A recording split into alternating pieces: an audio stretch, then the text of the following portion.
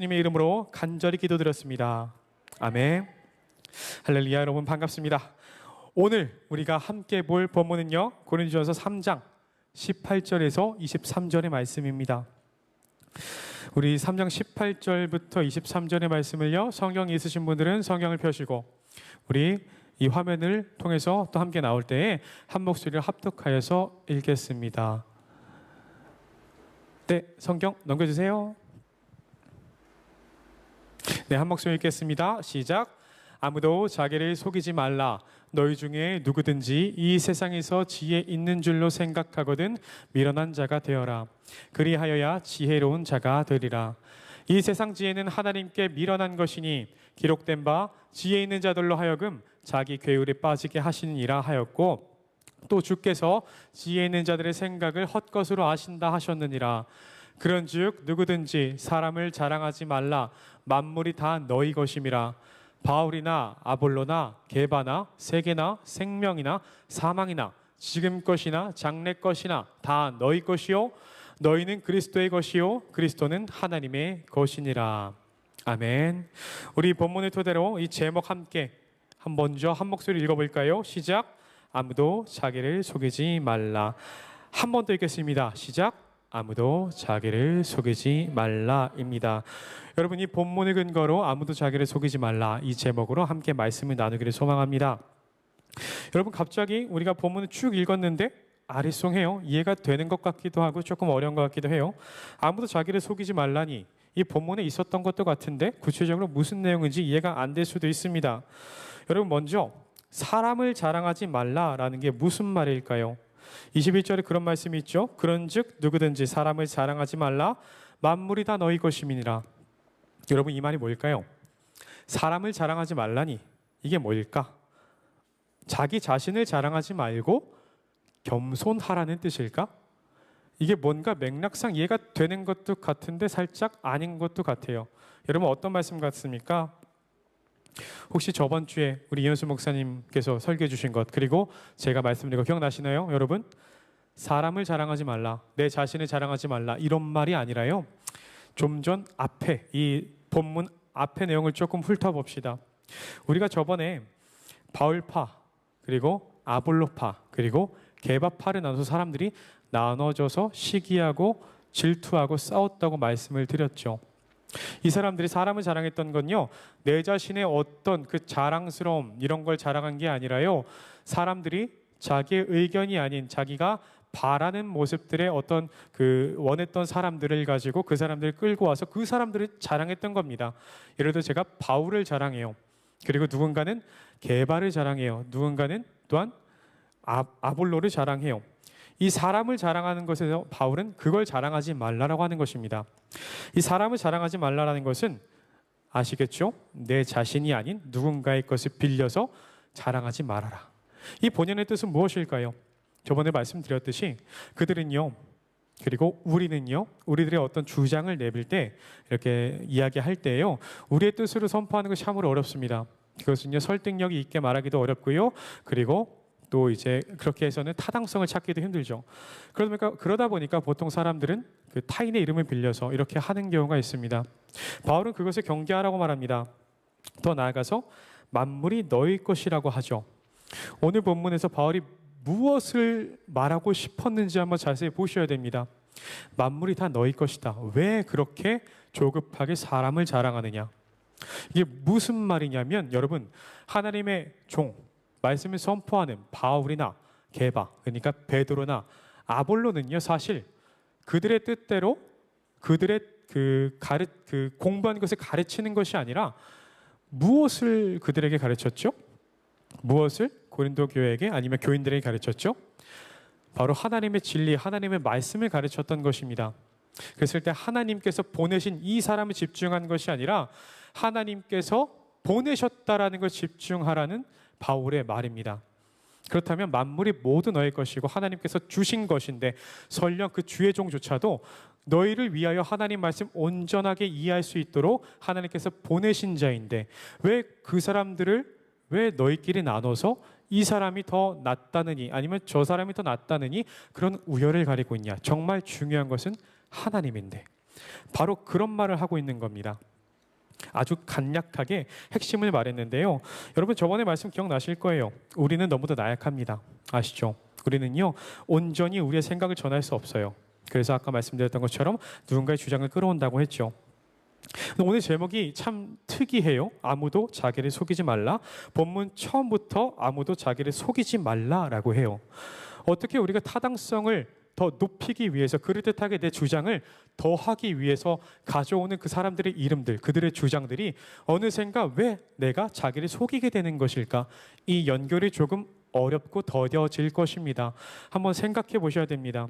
바울은요 이것을 통해서 헛된 우상을 경계하라고 말하고 있습니다. 그것이 무엇이냐면요, 결국에는 우리들은 스스로를 내세우는 것이 아닌 어떤 포장된 것들을 통해서 나를 드러내려고 합니다. 있는 그대로의 내가 아닌 포장된 나를 드러내려고 합니다. 그 포장된 내가요 누군가에게는 합당한 의미로 받아들여지길 원하는 거죠. 제가 설교를 준비하면서 여러 가지 사례를 찾아봤는데요, 이게 조금 연장이 되어서 어떤 포장된 스스로를 드러내는 것으로 좀 생각을 하다 보니까 이런 걸 찾았어요. 여러분 리플리 증후군이라고 아십니까? 이 리플리 증후군이 뭐냐면 자신의 현실을 부정하면서 실제로는 존재하지 않는 어떤 것을 진실이라고 믿고 그것이 나의 세계라고 믿고 그것이 나라고 믿게 되는 현상이라고 합니다.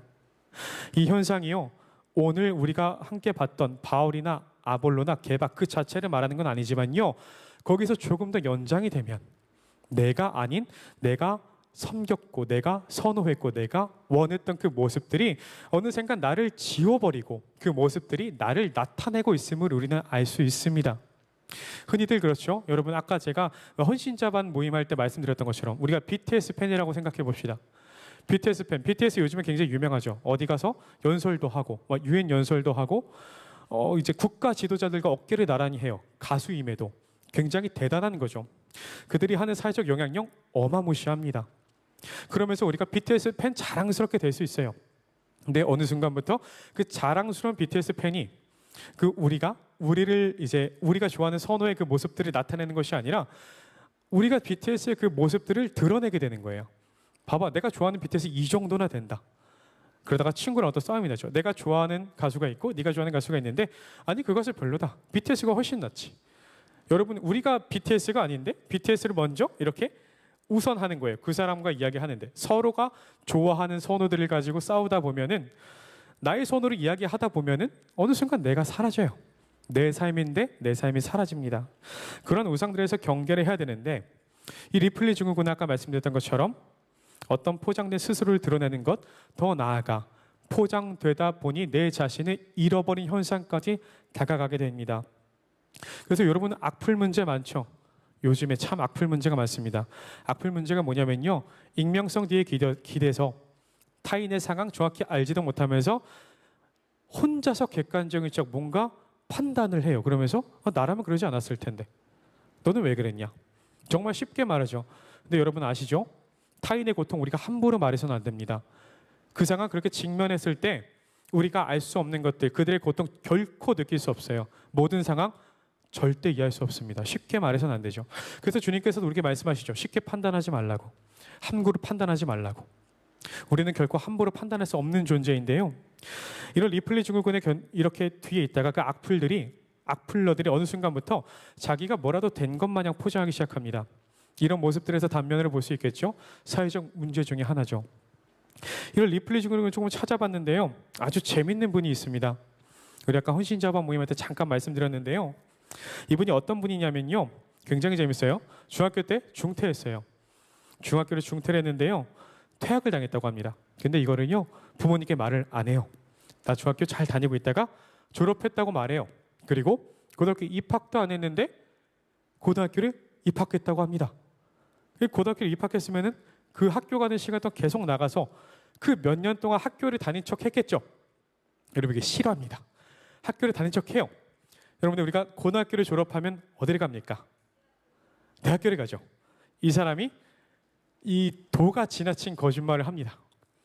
내가 고등학교 졸업했으니까 대학을 가야 되잖아요. 대학을 갔는데 무슨 대학을 갔냐? 이 대한민국의 최고의 학교 서울대 법대를 갔다 그래요. 부모님이 경사가 난 거죠. 내 아들이 이 엘리트 중에 엘리트들만 가는 서울대 법대를 갔대요. 그래서 실제로 뭘 했냐? 서울대 입구 그 정문에 가서 사진도 찍고 그랬다고 합니다. 가족들끼리. 신기하죠? 그 몇 년 동안 거짓말을 해요. 내가 바랐던 모습들을 가지고 계속 거짓말을 하니까 이젠 걷잡을 수 없이 커진 거예요. 자기도 사실로 믿었던 것 같아요. 근데 이게 정말 점입가경으로 점점 사건이 커지는 게 뭐냐면 군대를 가요. 거기서도 열심히 거짓말을 쳤죠. 나 서울대 법대생이다. 근데 어느 날 후임이 들어오는데요. 그 후임이 서울대 법대생입니다. 아차 싶겠죠. 근데요. 너무도 자연스럽고 너무도 아무렇지도 않은 모습에 이 사람이 거짓말하는 것이라고 몰랐어요. 그러니까요. 거기서 오히려 서울대 법대 생활을 더 알게 되고요. 나중에 제대하고 나서 그 후임이 연락이 왔대요. 뭐라고 연락이 왔냐면 선배님 저랑 같이 수강 신청하시죠. 이렇게 된 거예요. 근데 그때 당시만 하더라도 지금처럼 온라인으로 수강 신청을 안 했어요. 지금 제가 말씀드릴 때 선생님들 다 아시는 것 같아요. 약간 웃으시면서 들으시는데 지금은요 아주 좋은 컴퓨터, 가장 최신의 컴퓨터를 켜놓고 시간 정각 딱 되면은 마우스 우클릭, 광클릭 해가지고 겨우 들어가는 게 수강 신청인데 모든 것이 전산화돼가지고 딱딱딱 맞춰 들어가게 하는데 이전까지만 해도 수강 신청 어떻게 해야 됐냐면 막 사람들이 밤새 줄을 선대요. 그리고 수기를 작성을 한대요. 그러니까 지금처럼 이렇게 확실한 데이터를 통해서 뭐라고 해야 될까요? 확실하게 좀 이렇게 처리가 좀 안 됐던 시대였어요. 그러다 보니까 같이 수강 신청을 하고 같이 수강도 듣게 돼요. 그 서울대 법대에서 서울대 법대 입학한 적도 없는데 그러다가 보니까 뭐 졸업도 하죠. 나중에 졸업 사진도 찍었다 그래요. 여기서 이제 첫 번째로 발각이 됐다고 합니다. 그 사람 이름과 학적이 없는데 졸업 사진은 찍은 거예요. 그래서 이상하게 여겼던 첫 번째 문제가 있었고요. 두 번째로는 이 사람이 그 사기를 쳐가지고 어떤 식으로 하냐면 자기가 이미 서울대 법대생 졸업한 거예요. 그래서 사회 가서 나는 서울대 법대생이다라는 걸 가지고 사회적 지위를 획득하고요. 과외를 하고요. 그러면서 어떤 병원장 따님과 결혼을 했다고 해요. 근데 이 따님 결혼하신 분이 아무리 생각해도 이 사람이 언행이 그렇게 좀 자기가 생각한 것만큼 엘리트가 아니었나 봐요. 그래서 학적 조회를 했대요. 근데 드러난 거죠. 이 사람이 결혼할 때 심지어 법대 교수가 주례를 했다고 합니다. 이 법대 교수가 나중에 이 드러난 사건을 보고 너무 충격을 받아서 다시는 주례를 안 섰다고 할 정도예요. 근데 신기한 게 뭐냐면 일단 결혼을 했잖아요. 결혼을 하니까요. 그 삶이 계속 이어집니다. 이혼을 안 하고요 사는데요. 그 사람이 이전에 과외를 하면서 그 학부모에게 사기를 쳐가지고 받은 돈으로 투자를 해요. 근데 투자해가지고 성공했겠습니까? 여러분? 제대로 된 공부를 안 했는데 아무리 공부해도 당연히 성공할 수 없어요. 100% 성공이라는 건 사실 우리에게 아무것도 보증될 수 없는 수치입니다. 근데 이 사람이 당연히 투자를 했는데 실패했죠. 실패해요. 근데 아까 뭐라 그랬죠? 결혼한 사람의 아버지가 병원장이래요. 돈이 있어요. 근데 그때 하필 뭐가 터지냐면 IMF가 터집니다. 이게 터지면서 갑자기 기업들이 줄도산을 하면서 내 기업 좀 사주세요 다 내놓는 거예요. 그때 그 사람이 어떤 걸 사요. 뭘 사냐면요. 그때 그 금고 저축은행을 사요. 나중에 이게 미래저축은행이 된다고 해요. 이게 무슨 사건이냐면 이 김창경이라는 사람의 사기의 이야기입니다. 이 사람이 나중에 사기가 어떤 식으로까지 되냐면요. 자기가 서울법대생이란 것처럼 행사하고 동문회도 다니고 이래요. 근데 이미 그 순간 다 거짓으로 이루어진 이력이란 걸 모두가 알았음에도 불구하고 오히려 정말 신기한 게 뭔지 아세요? 서울법대를 같이 다녔던 그 엘리트들이 그들을 옹호해 줍니다. 뭐라고 하냐면 아니야 그 친구 나랑 같이 수업도 들었고 수강 신청도 같이 했다고. 나랑 동아리 활동도 같이 했다고. 이미 그 사람은 그걸로 사기친 걸 다 드러난 상황인데요. 사람들이 그걸 안 믿어요. 그것도 엘리트들 중에 엘리트라고 하는 사람이 안 믿습니다.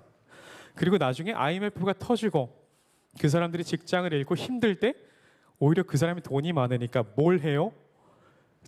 그 친구들 졸업한 사람들을 데려다 쓰는 거예요.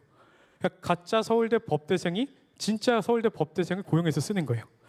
이러면서 회사가 그 저축은행이 커져요. 다행히도 그 사람들의 능력은 진짜였으니까요. 그러면서 이 사람들이 거기서 부정축제를 하다가 나중에 어떻게 됐나요? 결국에 걸려가지고 수감이 됩니다. 이 사람이 어떻게 믿었을까요? 중학생 때부터 10대 중반 때부터 자기는 거짓말 치는 것이 익숙했나 봐요. 근데 어느 순간부터는 익숙한 걸 넘어서서 내가 그 사람을 진짜 믿었던 거죠. 근데 여기서 더 문제가 뭐냐면 그 모든 문제, 비리가 드러났음에도 불구하고 그것을 바라봤던 사람들이 믿지 않습니다. 그걸 믿지 않아요. 확실한 어떤 증거가 있었음에도 불구하고 믿지 않습니다. 오늘 본문 통해서 바울이 뭐라고 말하는지 아십니까? 이 세상의 지혜에서 어리석어라. 이 세상의 지혜는요, 오히려 역설적으로 자기의 발을 걸게 만든다고 하죠. 이 사람들은 포장된 자기 자신을 표현하다가 그것이 내가 진짜 그런 모습을 믿었는데요, 그 자기 계율에 빠지는 지혜로 인해서 그 사기 행각이 드러나기까지 너무도 오래 걸렸고요, 수많은 피해자가 생겼습니다. 이것은요, 자신을 속이는 것부터 시작된 것에 비롯된 겁니다. 나를 속이는 것들, 나를 속일 때 먼저 무엇을 속여야 될까요? 나 자신의 볼품없는 것들, 나 자신의 부족한 것들, 내가 할 수 없는 것들을 부정하고 그것을 숨기는 것부터 모든 거짓말이 시작됩니다. 다시 우리 본문으로 돌아가 볼까요? 고린도 교회 사람들이 어떻게 했나요? 내 자신의 그 어떤 걸 표현할 때요, 내 자신의 부족함 당연히 알고 있었겠죠. 내가 하는 말로는 그리스도께서 말씀하신 그 말씀을 온전히 선포할 수 없었고 그 타당성을 찾을 수 없었을 겁니다. 그러니까 교회 내에서 어떤 언쟁이 생겼을 때 내 자신의 삶으로는 나타낼 수 없는 그 말씀을요, 누군가의 권위에 빌려요. 누군가의 그 만들어진 것에 빌려요. 그 만들어진 것을 가지고 오면 내가 그렇게 될 수 있을 거라고, 나의 주장에 타당성이 생길 거라고 믿었던 사람들이 있겠죠. 그것부터 시작이 됩니다. 그러면서 점차 자기를 속이게 됩니다. 내가 그 사람이 아닌데 내가 그 사람처럼 된 것처럼, 내가 그렇게 하나님의 말씀에 순종하지 않았는데 내가 그렇게 순종했던 것처럼, 내가 그렇게 하나님의 말씀대로 살지 않았는데 내가 그렇게 하나님의 말씀대로 살았던 것처럼, 사람이 판단이 바로 서지 못하고 가치 기준이 이렇게 죽어갈 때 문제가 뭐예요? 우리를 둘러싼 세상들은요, 무엇이 잘못된지 제시해주지 않습니다. 오히려 그들의 잘못된 모습에 같이 이렇게 나아가요. 문제는 더 커집니다. 그래서 뭐라고 해요? 자기 계율에 빠지게 하는 세상의 지혜라고 19절에서 말하고 있죠. 바울은 이에 대해서 아까 제가 먼저 말씀드린 게 뭐예요? 너희 모두 사람을 자랑하지 말아라. 너 자신을 포장하려고 하지 말아라. 그 자신을 포장하려면서 누군가를 어떻게 타당성을 하기 위해서 뭘 자랑하려고 하지 말아라. 왜 자랑하냐 이거예요. 왜? 이미 만물이 우리 것이래요. 하나님께서 만물을 우리에게 주셨대요. 세상의 모든 것을 다스릴 권한을 주셨대요. 창세기부터 주셨대요. 근데 왜 내 자신 자꾸 포장하려고 하냐고. 나부터 먼저 내 부족함을 내려놓고 포기하고 하나님께 자복하고 회개할 때 주님께서 그 가운데 능력을 주시고 우리를 새롭게 거듭나게 하실 그런 분인데 왜 자꾸 내 자신을 포장하냐 이겁니다. 왜 자꾸 내 자신을 속이냐 이거예요. 여러분, 이것은요, 바울이 그렇게 말하는 겁니다. 나는 어떤 사람인지 되돌아봐라. 여러분, 되돌아봅시다. 나는 어떤 사람입니까? 나는 어떤 사람이죠? 나는 어디에 속한 사람입니까? 한번 되돌아보셔야 됩니다. 여러분, 제가 수도 없이 그 찬양 인도할 때도 그랬고요, 여러분께 계속 말씀드리는 게 있습니다. 우리는요, 어떤 자녀입니까?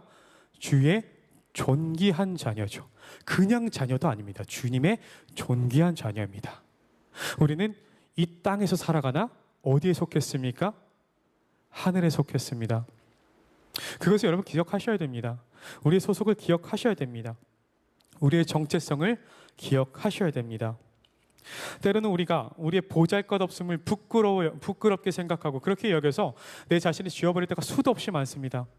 너무도 포장할 때가 많아요.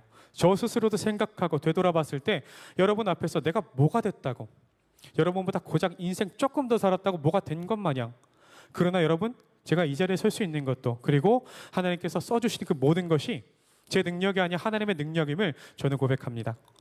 오히려 부족하기 때문에요, 하나님께서 뭐라 말씀하시는지 아세요? 인간은 사실 다 부족합니다. 부족할 수밖에 없습니다. 실수할 수밖에 없는데요, 그럴 때마다 드는 우리의 어떤 자괴감, 슬픔, 우울함 가운데 하나님께서 뭐라 말씀하시냐면 너의 부족함 가운데 내가 역사하실 것이다. 우리의 부족한 가운데 하나님께서 역사하실 것입니다. 그러니 가장 먼저 우리가 뭘 해야 됩니까? 나 자신을 속이면 안 됩니다. 내가 뭐가 부족한지 되돌아보셔야 됩니다. 그리고요, 이걸로 끝나야 됩니까? 아니에요. 내 부족한 것을 알았다면요, 하나님께 기도해야죠. 이 세상에 우리가 살아가는 건 맞습니다만, 아까 말씀드렸죠, 우린 어디에 속한 사람입니까? 하나님 나라에 속한 사람이잖아요. 이 세상의 지혜는요, 우리 계속 괴휼에 빠지게 하고 역설에 빠지게 합니다. 아까 말씀드렸던 것처럼 우리 그 서울대 사람들 그렇게 많이 배웠던 엘리트들 중에 엘리트들이에요.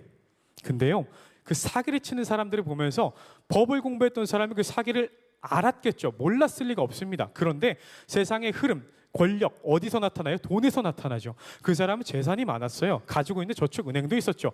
가지고 있는 게 너무도 많고 권력이 있으니까 그 배울 것 많이 배운 사람들이 거짓말하고 나를 감추고 그렇게 사기쳤던 그 사람의 그게 중요한 게 아니에요. 따라가게 돼요. 근데 그 결말이 뭡니까? 결과적으로 그들은 수감됐고 문제가 나타났죠. 이 김창경 회장 나중에 한번 찾아보세요. 아주 대한민국을 움직였던 사건 중에 하나인데요. 여러분, 이 세상을 한번 되돌아보셔야 됩니다. 세상은요, 그럴듯한 것들이 너무 많아요. 권력을 주는 것도 너무 많아요. 권력이라고 착각하게 만드는 게 너무 많아요. 우리가 계속해서 공부하는 것이 마치 돈 때문인 것 마냥, 사회적 지위인 것 마냥, 우리가 뭔가 목적을 이루기 위한 것들이 세상에서 주는 그 권력 때문인 것 마냥 우리가 그렇게 생각할 때가 많습니다. 그러나 여러분, 이 순간이 중요합니다. 우리는요, 그것 때문에 살아가는 것이 아닙니다. 여러분 하나하나 누가 여러분을 태어나게 하셨습니까? 하나님입니다. 목적 하나님께서 다 말씀해 주실 것입니다. 여러분, 지금 어떻게 살아가야 되는지, 어떤 삶의 비전이 있는지 모를 수 있습니다. 내 삶의 목적이 무엇인지, 난 왜 태어났는지, 내가 어떻게 살아가야 되는지 결코 지금 한 번에 쉽게 답할 수 없을 때일지도 모릅니다. 여러분, 그래서 부탁드립니다. 주의 전에 나와서 기도하십시오. 하나님께 그 비전을 구하십시오. 여러분, 하나님의 존귀한 자녀입니다. 그냥 태어난 삶이 아닙니다. 담임 목사님께서 그렇게 말씀하시죠. 실존주의 철학에서는 인간은 그냥 태어난 거예요. 이 세상 가운데 그냥 던져진 삶입니다. 우리는요, 그렇기 때문에 이 던져진 삶에서 우리의 각자 노력을 통해서 살아가야 된다고 하죠. 목적, 내가 찾아야 된다고 합니다. 여러분, 제가 드린 말씀 차이 아십니까? 실존주의는요, 그 목적을 내가 찾으라고 하지만요, 여러분, 우리가 찾아야 되지만 그 주체가 틀렸습니다. 하나님께 간구하며 기도할 때 그 목적 주님께서 보여주십니다. 혼란 가운데 있을 때 우리는 어디로 나와야 됩니까? 주의 전에 나와야 됩니다. 그리고 무엇을 하여야 합니까? 기도하여야 합니다. 다윗 같은 경우에는요, 여러분, 수많은 실수 넘어지고 계속해서 실패해요. 그럴 때마다 나왔던 게 뭐냐면 먼저 회개합니다. 자복합니다. 모든 것을 다 주님께 내어놓습니다. 그리고 기도하죠. 주님께서 함께 하실 것을 믿습니다. 더 나아가서 어떻게 됩니까? 주님을 찬양합니다. 이 상황 가운데서도 역사하시고 오히려 역전시키실 주님의 능력을 내가 신뢰합니다. 하나님께서 이 시간, 이 순간, 이 상황을 그냥 주실 리 없습니다. 이 시간과 이 순간은요, 내가 더욱더 성장하기 위해서 하나님께서 만들어주신 장치입니다. 하나님께서 여러분들을요, 더욱더 강하게 만드시기 위해, 더욱더 깊어지게 만들기 위해 하나님께서 다 여러분 위해서 다 이렇게 예비하고 계신 것입니다. 우리는 착각해서는 안 됩니다. 우리가 직면하는 문제가 나를 무너뜨리려고 한다고, 나를 힘들게 한다고, 나를 좌절시키게 한다고 절대 그렇게 생각하지 마십시오. 반대로 생각하십시오. 이 상황은요, 오히려 나를 강하게 만드는 거다. 주님께서 주신 이 시련으로 하여금 나는 더 주님께로 나아갈 수 있는 시간이다. 이 모든 것이 수반되기 위해서 가장 먼저 첫 번째 뭡니까? 나 자신을 속이지 말아라. 나 자신을 포장하지 말아라. 있는 그대로 나를 되돌아보고 나의 부족함 다시 한번 되돌아보고 하나님께 자복하고 회개하고 주님께 꿇어 엎드려 간구하고 기도하라. 바울이 말하고 싶은 것은 그겁니다. 그렇게 될 때 세상 만물 우리에게 주셨죠. 이 세상 만물 모두 주신 것은요, 심지어 저조차도 하나님께서 예비하신 것이 저를 통해서 하나님께 이 말씀을 선포하시게 한 것입니다. 그렇다면 여러분, 저를 바라봐야 됩니까? 아니면 저를 쓰시는 하나님을 바라봐야 됩니까? 맞습니다. 하나님께서 예비하셨습니다. 만물을 여러분에게 주시기 위해서. 여러분, 이 사실 절대 잊지 마시기 바랍니다. 절대 기억하셔야 됩니다. 여러분, 사람 말이 참 어려워요. 조금만 잘못 말하면 이 모든 말이 헛수고로 돌아갈 뻔했는데요. 여러분, 절대로 기억하셔야 됩니다. 우리 홀마팀 올라와 주시겠어요? 마지막으로 우리 말씀을 정리하려고 합니다. 여러분, 우리는요, 우리의